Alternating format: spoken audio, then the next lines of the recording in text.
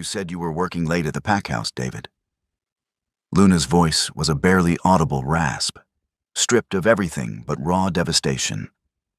The bedroom door stood open, framing a scene that fractured her reality. David scrambled backward, his eyes wide, the scent of guilt sharp and undeniable in the air.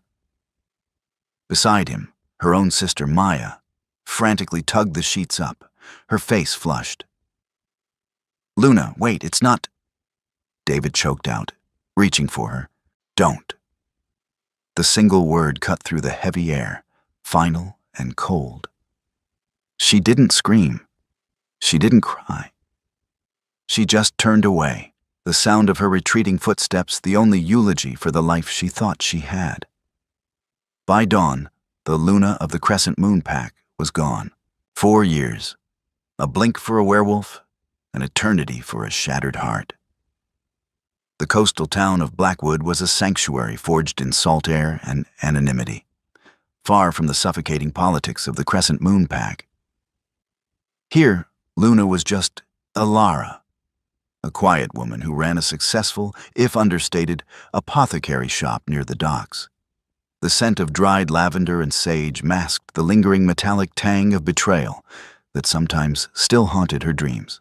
She wiped down the worn oak counter, the rhythmic motion soothing. The bell above the door chimed, a cheerful sound that felt at odds with the sudden, sharp prickle at the nape of her neck. It wasn't a familiar customer.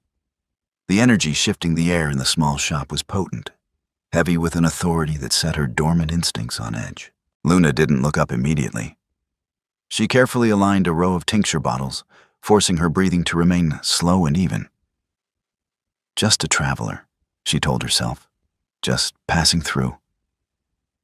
"Excuse me," a deep, resonant voice rumbled. It was a voice that commanded attention, a voice used to being obeyed without question. It was not David's voice, thank the goddess, but it carried a similar, unsettling weight of power. She finally lifted her gaze. The man standing before her filled the narrow space. He was tall, his broad shoulders stretching the fabric of a simple dark sweater.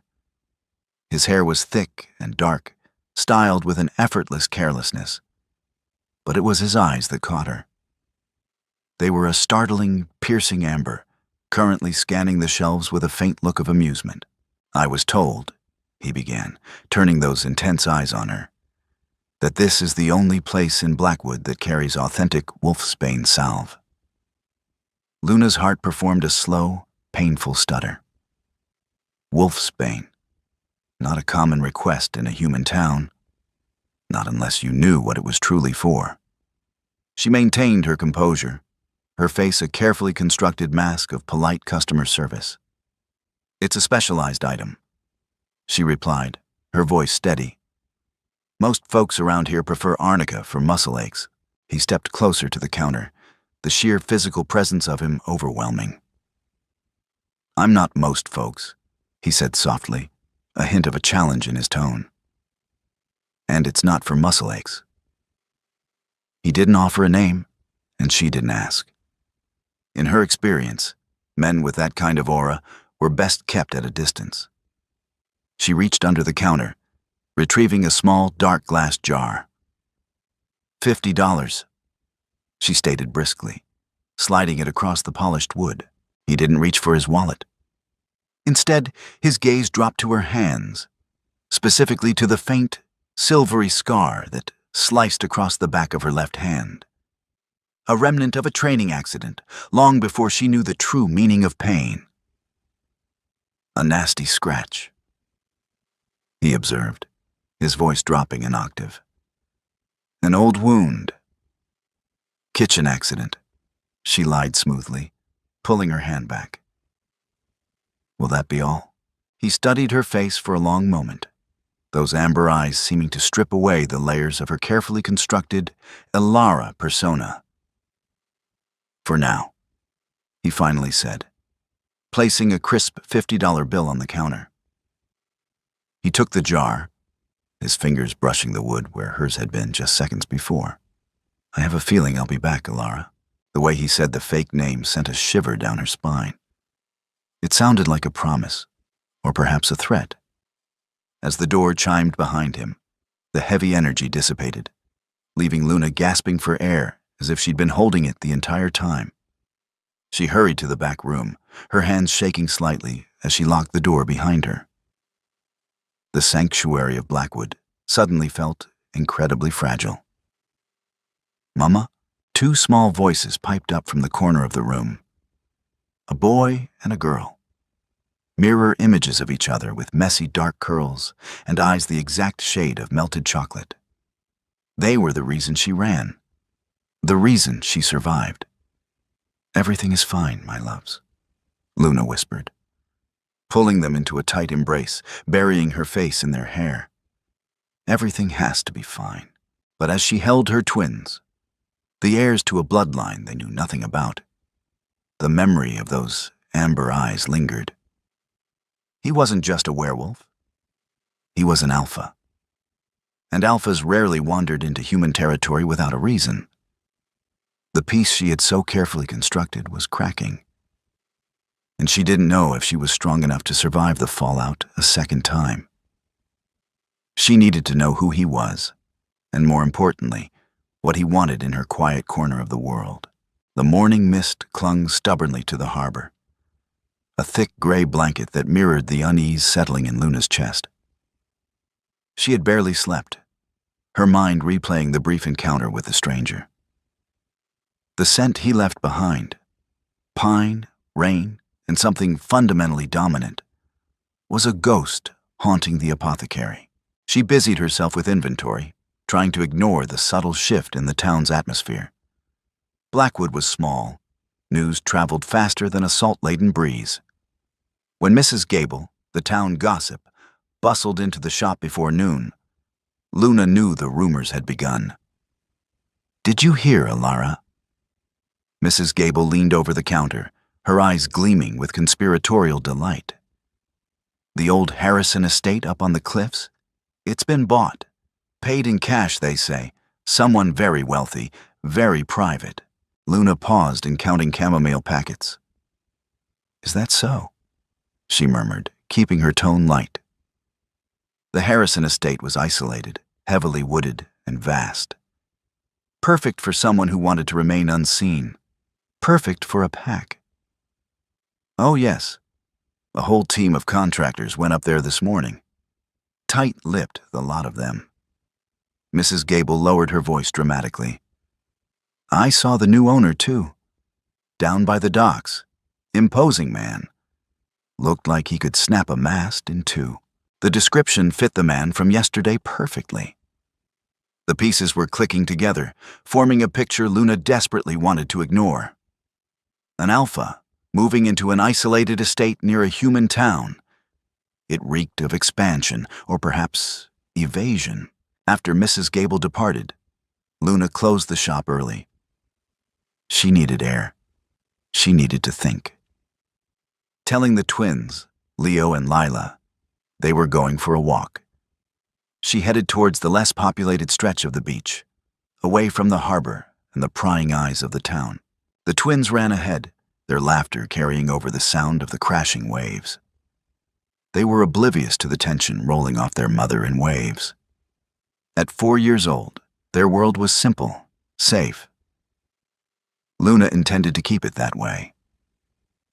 As they neared a cluster of large rocks, Luna noticed a figure standing perfectly still near the water's edge, gazing out at the turbulent sea.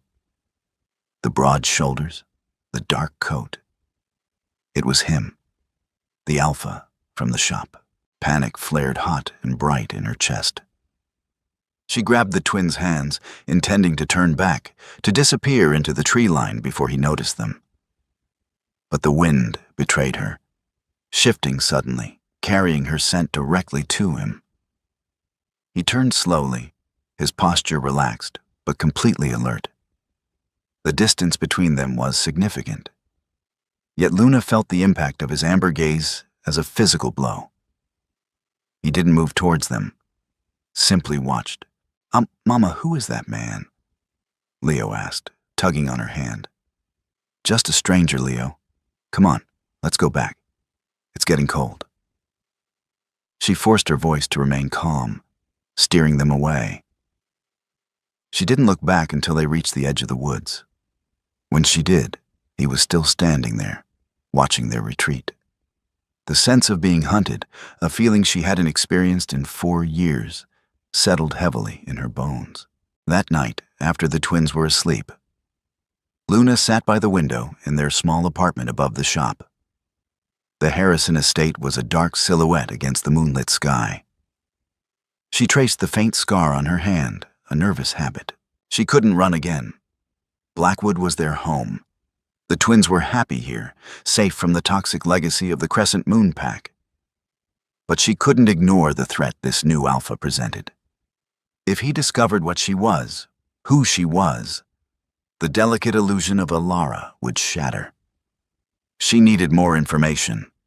She needed to know if he was a rogue, a solitary alpha, or the vanguard of a new pack. The next day, she made a decision. She packed a small basket with a selection of herbal teas and a fresh jar of the wolfsbane salve. It was a risk, a calculated maneuver to gauge his intentions. She drove her old truck up the winding road to the Harrison estate. The massive iron gates were open, a silent invitation or a display of arrogance. She parked near the imposing stone house, her heart hammering a frantic rhythm against her ribs. Before she could even reach for the basket, the front door opened. He stepped out, dressed in worn jeans and a dark Henley, looking less like an imposing alpha and more like a man doing renovations. But the aura of power remained undiminished. He walked towards her truck, his steps measured and deliberate. He stopped a few feet away, his expression unreadable. "I didn't expect a delivery," he said, his voice carrying easily over the distance. Luna stepped out of the truck, clutching the basket tightly. "A welcome gift," she said, her voice stronger than she felt. "For the new neighbor." He looked at the basket, then back at her, a faint, almost imperceptible smirk playing on his lips. "Wolfsbane and tea. An interesting combination. I figured you might need both, depending on what kind of renovations you're doing." She countered smoothly. He closed the distance between them, taking the basket from her hands. His fingers brushed hers again, a brief, electrifying contact. "I appreciate the gesture, Alara," he said, the name sounding even more like a challenge than before. "I'm Kalen." Kalen. The name didn't ring any bells, but the lack of a pack name was telling. A solitary alpha, then, or one who preferred to keep his affiliations hidden. "Well, Kalen," Luna said, taking a step back towards her truck. "Welcome to Blackwood. I hope you find what you're looking for." As she drove away, she glanced in the rearview mirror. Kalen was standing in the driveway, watching her leave. The game had begun, and Luna knew she was playing for the highest stakes possible. Her children's safety. The drive back to town felt entirely too short. Luna's hands gripped the steering wheel, her knuckles white. Kalen's presence had been an assault on her senses. The raw power rolling off him, the sharp scent of pine and something distinctly predatory, and the impossible heat of his brief touch. He knew. She felt it in the marrow of her bones. He might not know who she was, but he knew she wasn't just Alara, the human apothecary. The wolfsbane was a test, and she had walked right into it. The rest of the week passed in a tense blur. Luna kept the twins close, restricting their playtime to the small fenced yard behind the shop. Leo and Lila, sensing their mother's unease, grew unusually quiet, their large brown eyes watching her every move. On Friday afternoon, the bell above the shop door jingled. Luna braced herself, expecting the imposing frame of the alpha to fill the doorway. Instead, a young man stepped inside. He had an easy smile and messy blonde hair, but the subtle grace of his movements marked him as a wolf. A beta, perhaps, or a high-ranking enforcer. "Afternoon," he said, his voice cheerful, entirely devoid of the crushing authority Kaelin possessed. "Are you Alara?" "I am," Luna replied, wiping her hands on her apron. She kept her posture relaxed, burying her wolf deep beneath layers of forced calm. "How can I help you?" "I'm Jax," he said, extending a hand. Luna hesitated a fraction of a second before taking it. His grip was firm, his skin warm. No spark, no predatory challenge. Just a polite greeting. "Kaelin sent me. He said to tell you the salve worked wonders on his renovations." A muscle feathered in Luna's jaw. "Renovations." "I'm glad to hear it," she managed to say evenly. "He also sent this," Jax continued, placing a small, unmarked envelope on the counter. "Said it was for the tea." Before Luna could refuse, Jax offered a two-finger salute and headed for the door. "Nice shop you got here, Alara. Smells good. Peaceful." He stepped out, the bell chiming a cheerful goodbye that mocked the sudden pounding of Luna's heart. She stared at the envelope for a long time. It felt heavy, laden with unspoken implications. Finally, her curiosity overriding her caution, she sliced it open. Inside was a single sheet of heavy cardstock, bearing a handwritten note in dark, aggressive script. The tea was adequate. The salve was exceptional. "We should discuss a continuous supply. Dinner, tomorrow night, 8 o'clock. Kay." It wasn't a request. It was a command disguised as an invitation. Panic, cold and sharp, seized her. Dinner with an alpha in his territory. It was madness. It was suicide. If he pushed her, if her wolf reacted to his dominance, her cover would be blown. But to refuse outright was equally dangerous. Defying an alpha was a surefire way to draw his complete, undivided attention. She spent the night pacing the small living room, the twins asleep in the next room. She thought of David. The memory was a dull ache now, not the sharp agony it once had been. She remembered the suffocating politics of the Crescent Moon Pack, the constant maneuvering, the expectation that she would be a silent, obedient Luna. She had escaped that. She had built a life for herself, for Leo and Lila. She wouldn't let an arrogant alpha strip it away. By morning, she had a plan. It was risky, incredibly foolish, but it was the only way to maintain control. She wouldn't go to the estate. She would change the terms of the engagement. She found Jax down by the docks later that morning, helping a local fisherman secure a line. He looked surprised to see her. "Alara," he greeted, wiping sweat from his brow. "Everything okay?" "Tell Kaelin I'll meet him," Luna said, her voice brooking no argument. "But not at the estate, the Blackwood Tavern, 8 o'clock. Jax raised an eyebrow, a slow grin spreading across his face. "The tavern? You sure? It's a bit rustic." "It's public," Luna countered, her gaze unwavering. "Tell him." She turned and walked away, her spine straight. Let the alpha see that she wasn't easily cowed. Let him see that Alara had claws of her own. The Blackwood Tavern was exactly as Jax described. Rustic. It smelled of stale beer, fried fish, and the briny scent of the harbor. It was crowded, noisy, and perfectly human. The ideal neutral ground. Luna arrived precisely at 8, wearing a simple dark dress and her hair pulled back in a severe knot. She wanted to project professionalism, a stark contrast to the vulnerability she felt. She spotted Kaelin immediately. He was sitting at a corner booth, nursing a dark amber liquid. Even sitting down, he dominated the space. The harsh lighting of the tavern cast long shadows across his face, emphasizing the sharp angles of his jaw and the intense, unnerving color of his eyes. He watched her approach, his expression unreadable. He didn't stand, but a subtle shift in his posture indicated he was fully focused on her. "You're brave, Alara," he murmured as she slid into the booth opposite him. "Or very foolish." I prefer practical, she replied, keeping her voice low. If we're discussing a business arrangement, a neutral location seems appropriate. He leaned back, studying her. The silence stretched between them, thick with unsaid words. Luna forced herself to hold his gaze, refusing to be the first to look away.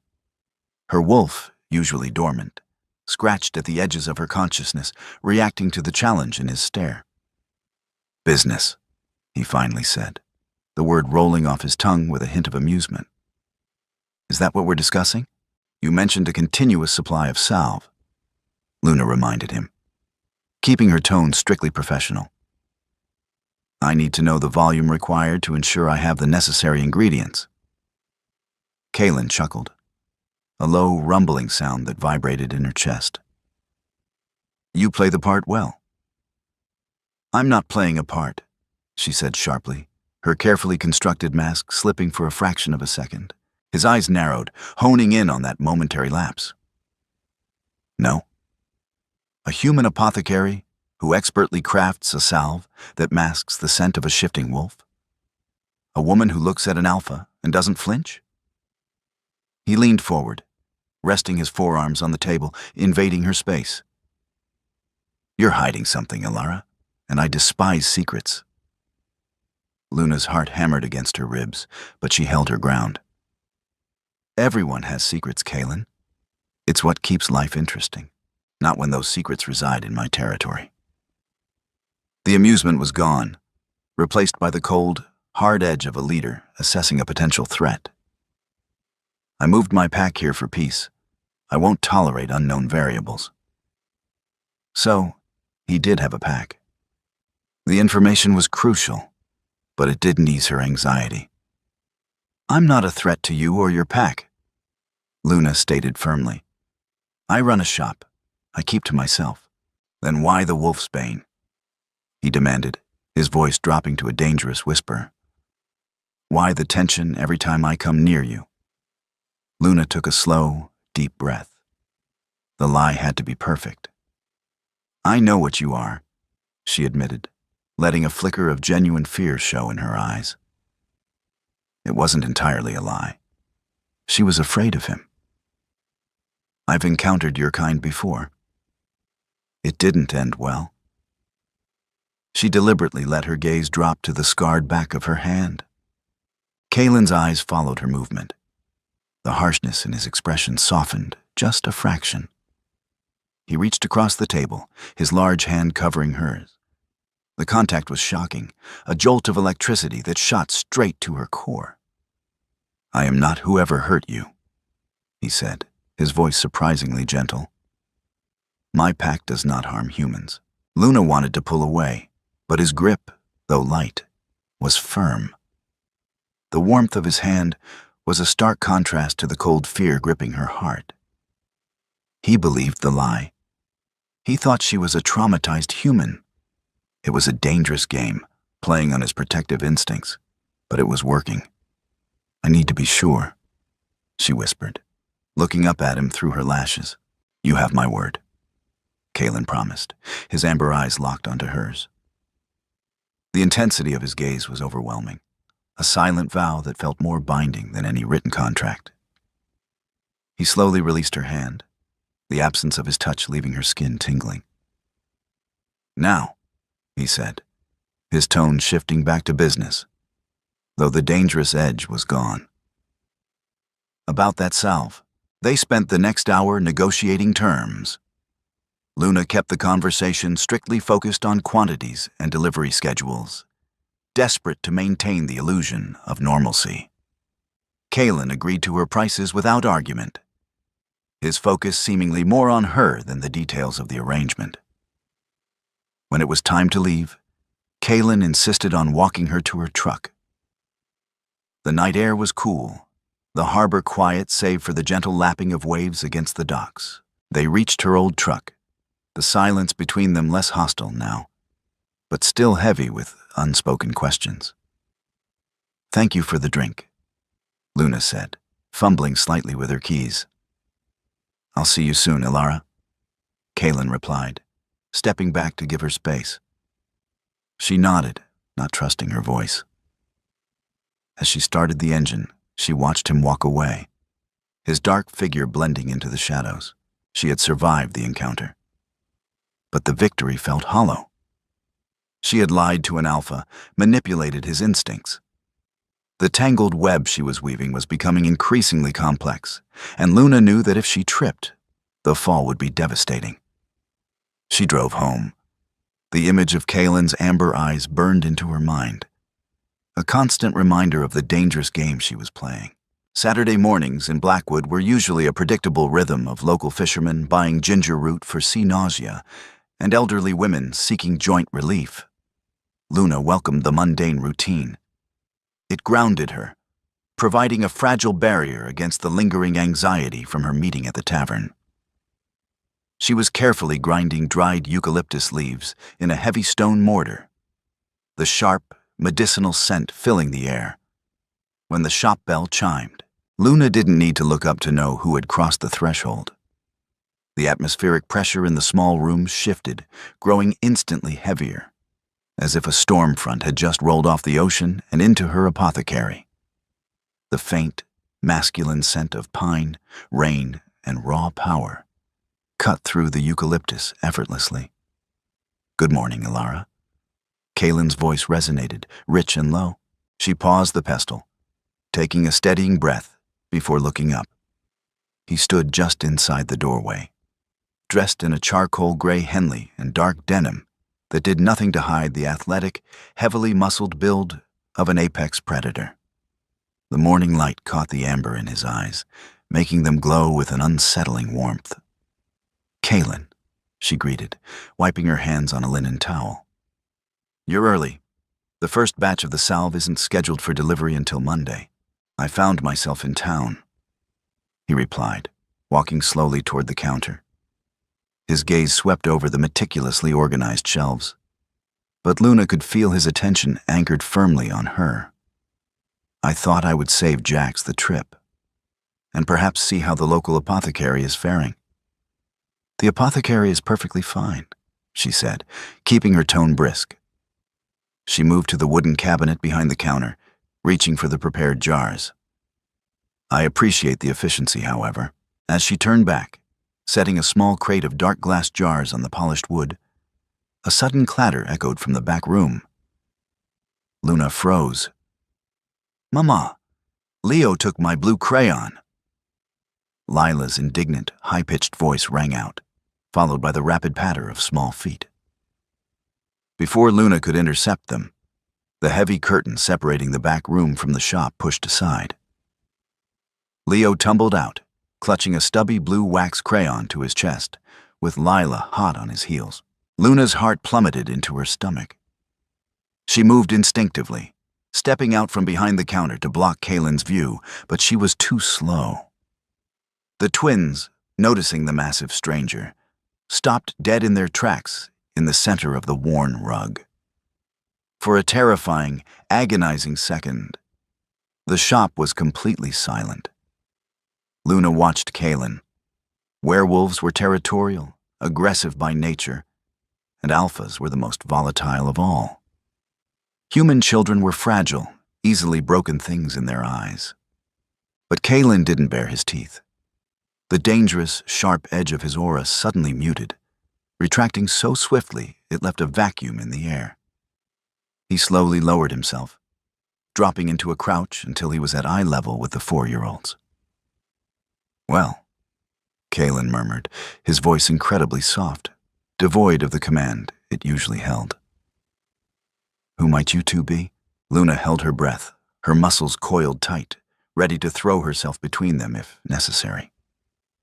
"Leo, Lila," she said, her voice trembling slightly despite her best efforts. "Come here, please." They didn't move. Usually shy around strangers, the twins stood rooted to the spot, staring at Kaylin with wide, chocolate-brown eyes. To Luna's absolute horror, Leo took a hesitant step forward. Human children inherently feared predators. But Leo wasn't entirely human. Deep within his tiny, unshifted body The dormant wolf instinct recognized the authority radiating from the man before him. It wasn't fear holding the boy captivated. It was a primal, magnetic pull toward an alpha. "I'm Leo," the boy announced softly, his chin lifting slightly. "And that's Lila." She was being bossy. Kaylin let out a low, genuine chuckle that vibrated in the floorboards. "Is that right? My betas tell me I can be quite bossy as well. It's a heavy burden." He tilted his head, his amber eyes scanning Leo's face, then shifting to Lila. Luna watched, paralyzed, as Kaylin's brow furrowed slightly. He wasn't just looking at them. He was studying them, searching for something. The wolfsbane she laced into their daily oatmeal masked any overt scent. But could an alpha of his caliber sense something deeper? An echo of the bloodline? "They are yours," Kaylin stated, looking up at Luna. It wasn't a question. "Yes," Luna managed to say, quickly closing the distance and gently placing her hands on their small shoulders, pulling them back against her legs. "My twins." Kaylin stood up slowly, towering over them once again. The softness vanished, replaced by contemplative intensity. "They don't have your eyes." The observation hit her like a physical blow. They had David's eyes, the dark, expressive eyes of the crescent moon beta who had broken her. "They take after their father," Luna replied smoothly, the lie tasting like ash on her tongue. "He passed away before they were born." A shadow crossed Kaylin's face. Sympathy or suspicion? "I see. They are remarkably brave, Ilara. Most human children would be intimidated by a stranger my size." "We live in a rough harbor town." She deflected quickly, ushering the children back toward the curtain. "Go finish your drawing, loves. Mama is working." Once the curtain fell shut, the silence returned, thick and suffocating. Kaylin moved back to the counter, pulling a thick roll of cash from his pocket. He counted out the exact amount for the salve, placing the bills neatly on the wood. "They are beautiful children," he said quietly, his gaze locked on the spot where they had disappeared. "Thank you," Luna replied, desperate for him to leave. He picked up the small crate, lingering for a fraction of a second longer than necessary. "I will see you soon, Ilara. Have a peaceful weekend." As the bell chimed his departure, Luna sank against the counter, her legs shaking uncontrollably. He hadn't noticed their true nature. He couldn't have. But the way he looked at them, the unseen thread of connection pulling at him, terrified her more than any outright threat. The walls of her sanctuary were holding, but the foundation was beginning to crack. By Thursday, the coastal weather had turned vicious. A sudden, violent squall blew in from the Atlantic, battering Blackwood with horizontal rain and howling winds. The sky was the color of a bruised plum, casting the town in a gloomy, premature twilight. Luna had flipped the closed sign an hour early. The storm made the town feel claustrophobic, the pounding rain a constant drumbeat against her frayed nerves. Since Kaylin's interaction with the twins, she had been jumping at shadows, checking the locks twice, and staring out the window into the fog. She was in the back room, helping Lila untangle a knot in her dark hair. When she felt it, it wasn't the heavy, localized pressure of Kaylin. It was a sharp, localized spike of adrenaline that burned the back of her throat. It smelled like stagnant marsh water and rotting leaves. Crescent moon. Luna dropped the comb. The plastic clattered loudly against the wooden floorboards. "Mama?" Lila asked, looking back with a frown.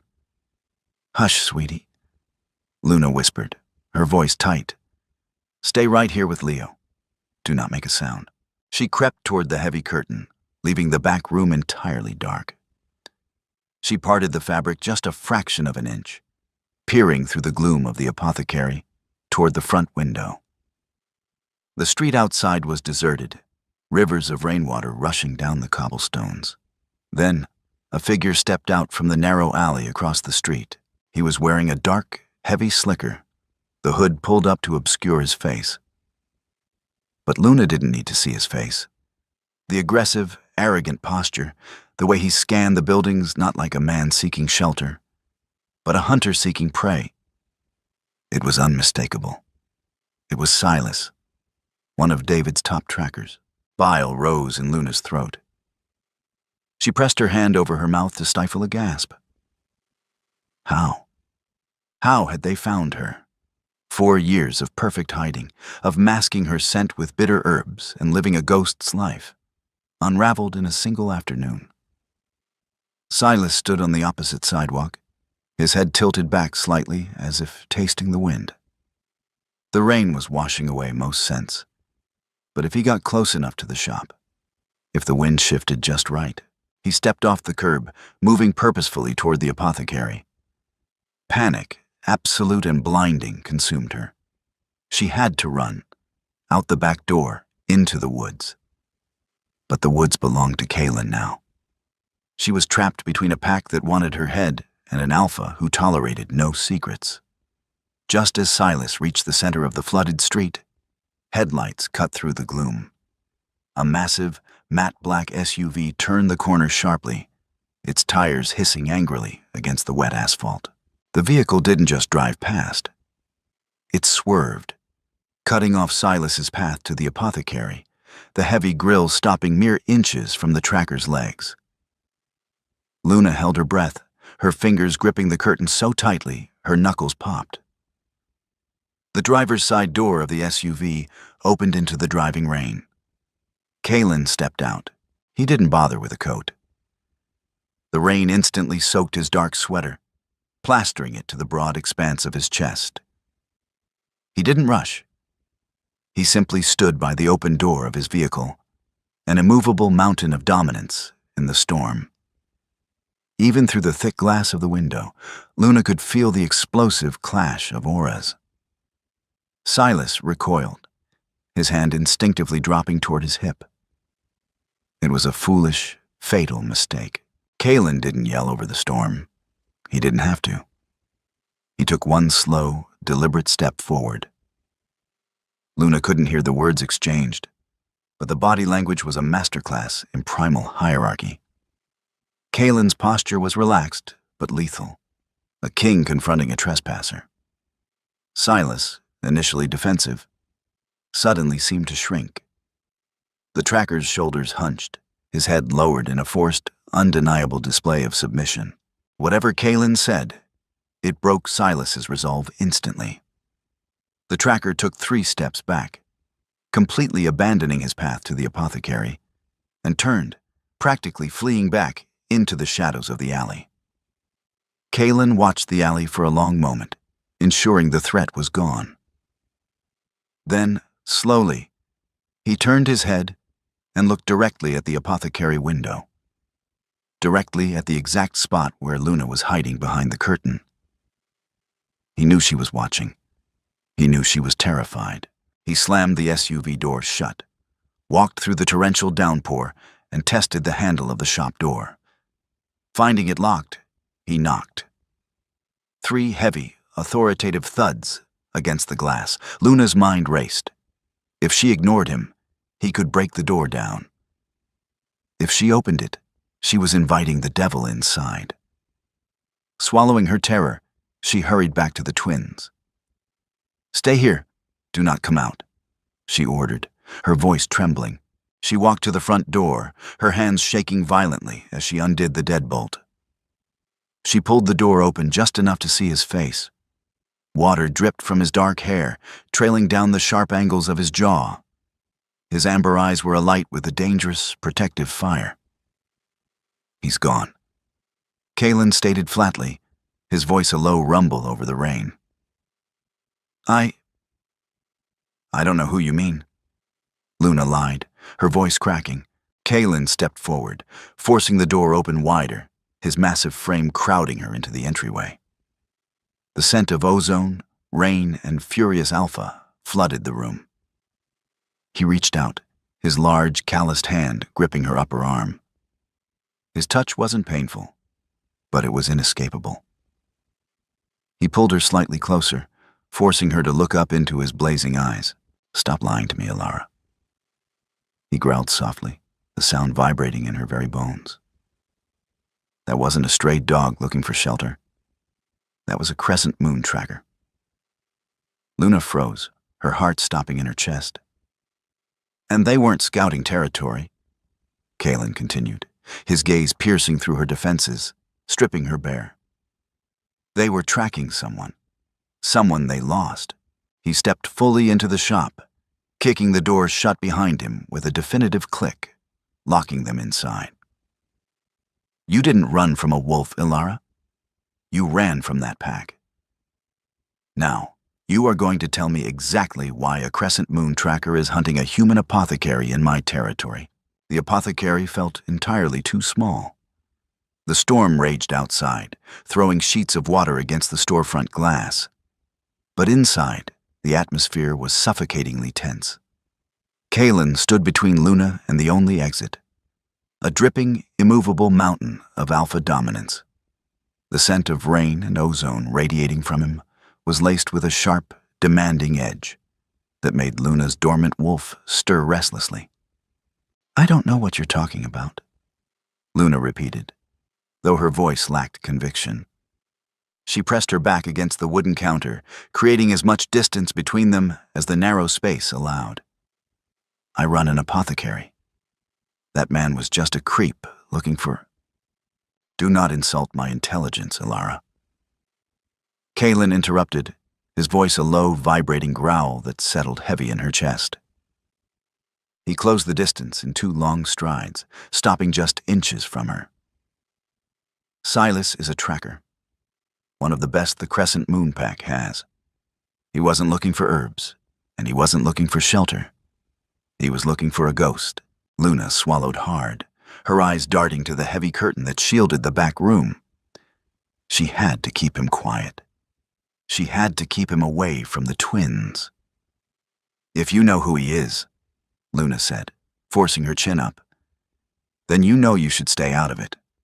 Crescent Moon business is their own." Kalen's eyes flared, the amber rings glowing with sudden, intense heat. "Nothing happens in my territory without my permission. Especially not a hunt."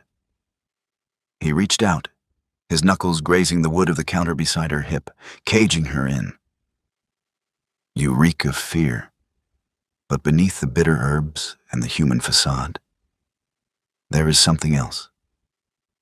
Something you've buried very deep." He leaned closer, his nose brushing the shell of her ear. The heat of his skin was a stark contrast to the chilled, damp air of the shop. He inhaled slowly, deeply. Luna squeezed her eyes shut, her heart hammering a frantic rhythm against her ribs. She had bathed in wolfsbane soap. She had drank the tea. But against an alpha of his caliber, standing this close, it wasn't enough. "You aren't human," he murmured, his breath fanning across her neck, sending an involuntary shiver down her spine. "Your wolf is suppressed, dormant. But she is there." He pulled back slightly, forcing her to meet his intense gaze. "Who are you running from? David?" Hearing the name spoken aloud after 4 years felt like a physical strike. Luna flinched, the color draining from her face. It was the only confirmation Kalen needed.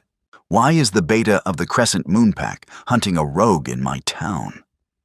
Kalen demanded, though the anger in his voice was suddenly laced with something akin to confusion. "He's not the beta anymore," Luna whispered, the truth finally tearing its way out of her throat. The walls were crumbling, and the sheer exhaustion of carrying the lie was overwhelming her. "He took over as Alpha 3 years ago. After I left." Kalen's brow furrowed, his mind visibly racing to connect the scattered pieces of the puzzle. David took the Alpha title, but he was mated. The entire werewolf community knew he found his fated mate right before his ascension. Kalen paused, his eyes widening infinitesimally as he stared down at the woman cowering against her own counter. The mousy brown hair, the severe clothing, the scent masked by bitter herbs. It was all a disguise. Goddess above. Kaelin breathed, stepping back as if he had been burned. You aren't Ilara. My name is Luna, she said, her voice shaking but defiant. She crossed her arms over her chest, trying to hold her fracturing composure together. I was his mate. Silence stretched between them, heavier than the storm outside. The revelation hung in the air, shifting the entire dynamic of the room. She wasn't just a runaway. She was a Luna, the highest-ranking female in werewolf society, holding a status that commanded absolute respect. To abandon a mate was scandalous. For a Luna to vanish on the eve of her alpha's ascension was unheard of. You ran from a mate bond, Kaelin said, his tone a mixture of awe and reprimand. To a wolf, the bond was sacred. Why? Because the bond is a biological joke. Luna spat, the old bitter anger flaring to life. I came home early from the pack hospital. I found him in our bed, with my younger sister. The reprimand vanished from Kaelin's face, replaced instantly by a cold, terrifying fury. The air pressure in the room dropped so fast, Luna's ears popped. Betrayal of a mate was the ultimate sin in their world, punishable by death in many traditional packs. He defiled the bond, Kaelin stated, his hands curling into massive fists at his sides. The predatory edge to his aura returned. But this time, it wasn't directed at her. It was directed outward, toward the alley where Silas had fled.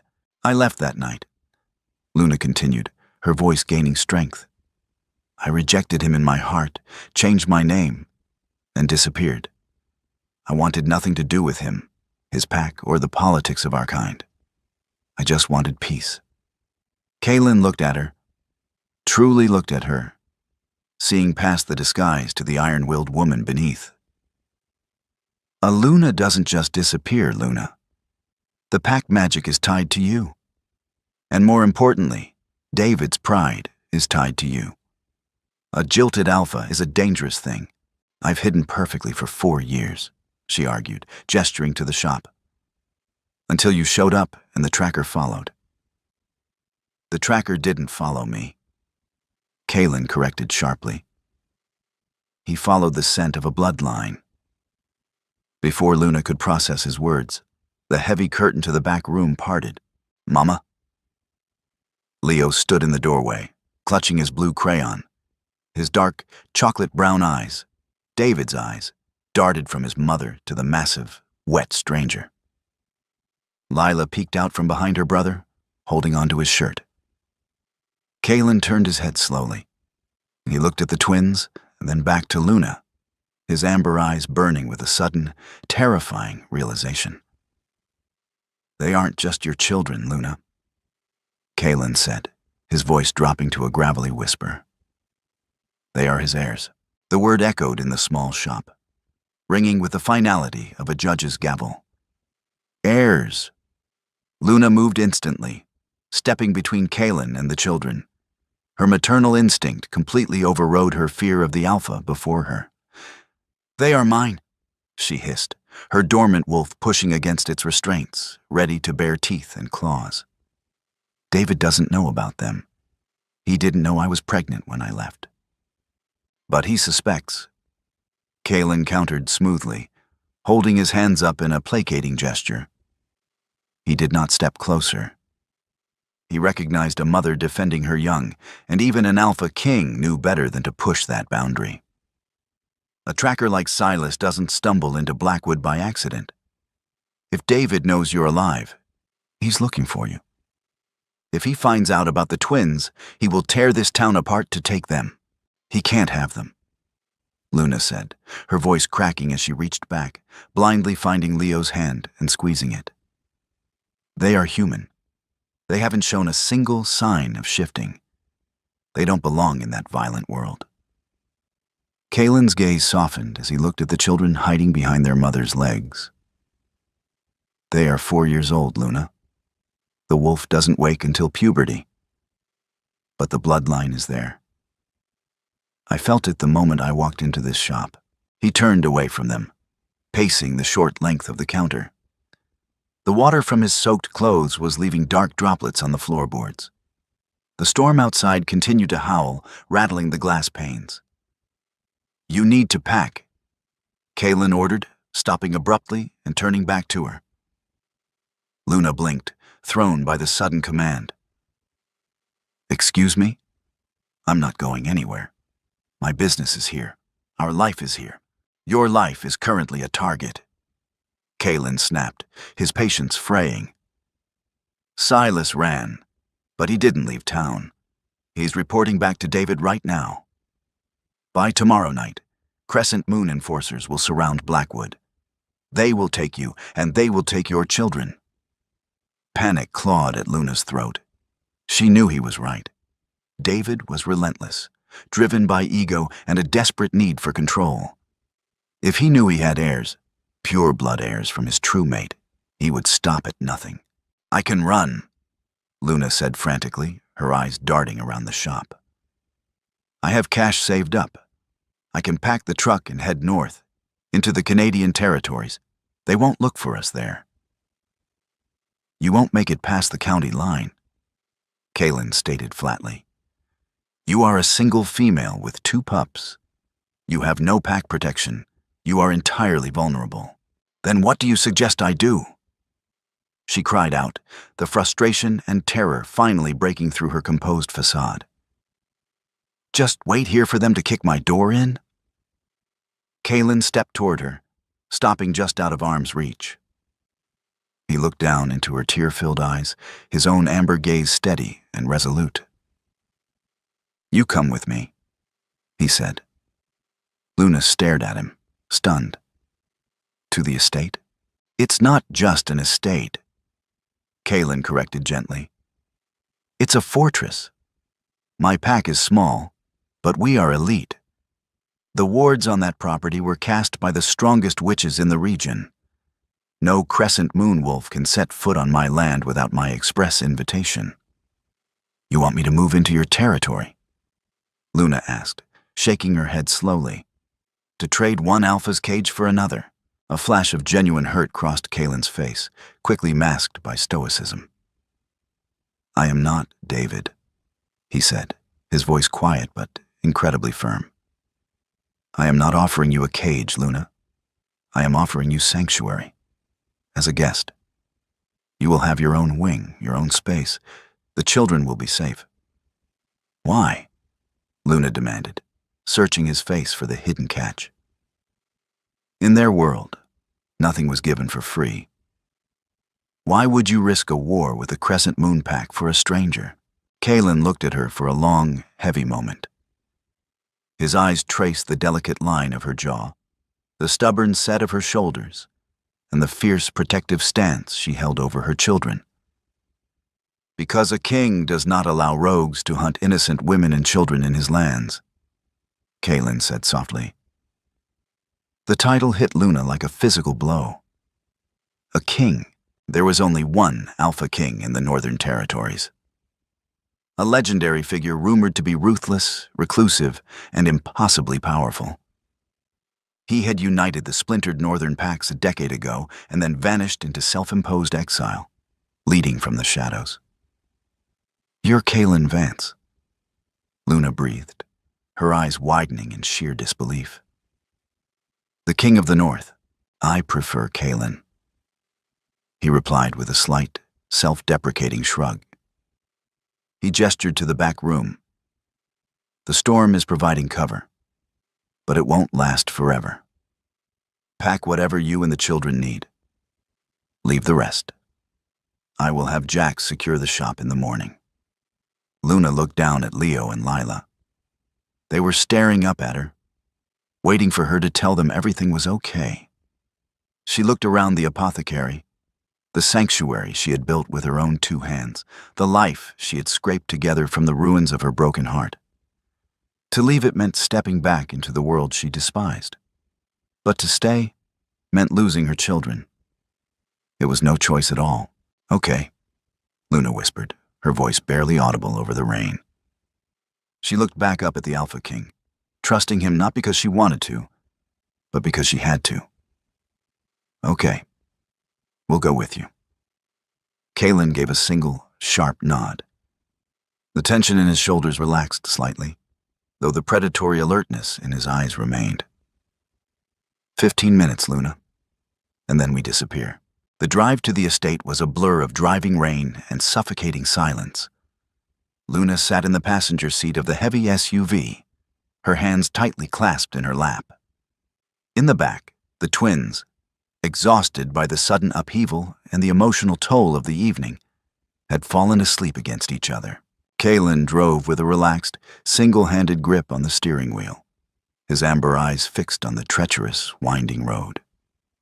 The air inside the cabin was thick with his scent, a comforting blend of pine and rain that subconsciously urged Luna's frayed nerves to settle.